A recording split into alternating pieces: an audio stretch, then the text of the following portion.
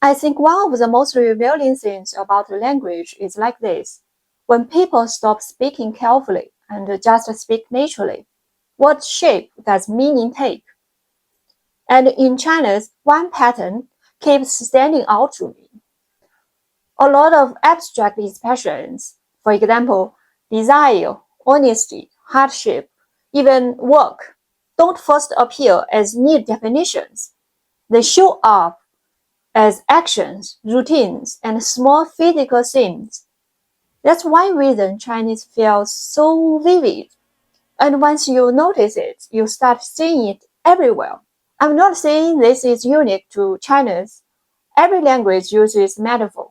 What interests me is the kind of imaginary Chinese reaches for so often in everyday speech. Take honesty. In Chinese, there is an expression, 打开天窗，说亮话. Open the skylight and speak plainly. In French, there is appeler un chat un chat. Call a cat a cat. In English, we might say, call a spade a spade. All three mean speak directly, but the images are different. Chinese gives you space, light, and openness. French gives you direct naming. English does too, in a different way. Same idea, different mental picture. Now take another example, desire. In Chinese internet language, people see 种草 and 拔草. 种草 literally means to plant grass. Planting grass, 种草, in Chinese internet slang means making someone interested in or tempted to buy a product after seeing a recommendation or review. 拔草 literally means to pull the grass out. Today, 拔草 often means cooling off and deciding not to buy, though in some contexts it can also mean finally buying something and ending the obsession. What matters here is the imaginary. Desire is not framed as a flat mental state. It is shown as something that gets planted, grows, and later gets removed. That is such a physical way to describe wanting something. And it doesn't stop there. Chinese also says 吃瓜 literally means eat melon, meaning to watch drama from the sidelines. I'm not saying these words prove that Chinese speakers are consciously thinking in agricultural terms, but they do preserve strong earthy, agrarian echoes, grass, pulling plants, melons, things that grow, things you watch from the edge. So even every modern internet language often gets expressed through older, concrete, everyday imaginary. And I think that tells us something important. Chinese often makes psychological and social experiences feel tangible. You don't just want something, something grows in you. You don't just follow gossip, you sit there eating melon. That is not abstract language, that is life turned into a theme. The same thing happens with hardship. In English, we usually say something like endure hardship.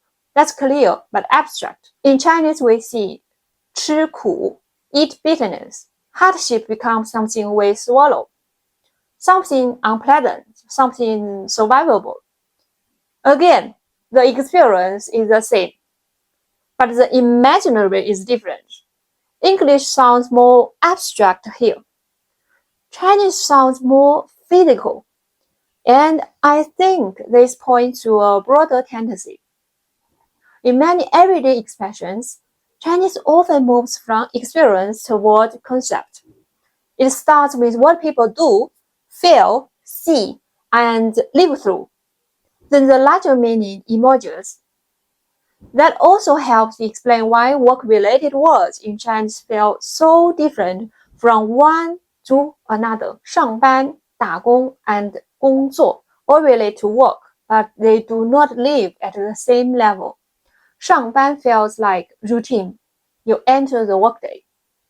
打工 feels more grounded in wages. livelihood, and social reality. 工作 is broader and more neutral. Then we have 职业 and 事业, which feel more abstract, more reflective, and more classificatory. So this is not only about word structure, it's also about register. Some words stay close to ordinary life, others step back and name life more conceptually. And that is what I find so revealing about Chinese. Many of its most interesting words do not feel like neat definitions. They feel like compressed experiences. They turn desire into planting, gossip into eating melon, hardship into swallowing bitterness, honesty into opening a skylight. And once you start noticing that, Chinese begins to feel less like a system of labels and more like a language that lets meaning grow out of lived life. So here is the question I want to leave you with. When your language talks about desire, honesty, hardship, or work, what kind of images does it reach for? And what do those images reveal about the way your culture turns life into meaning?